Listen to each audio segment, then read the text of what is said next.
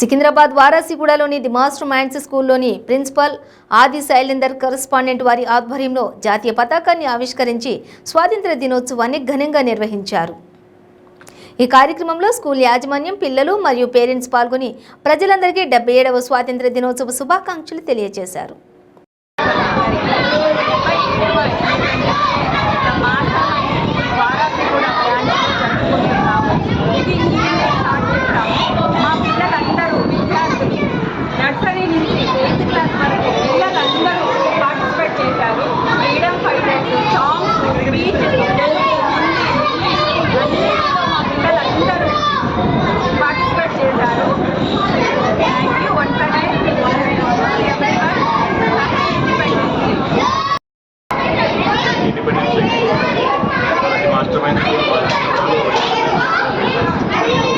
పిల్లలందరినీ పార్టిసిపేట్ చేయడం జరిగింది.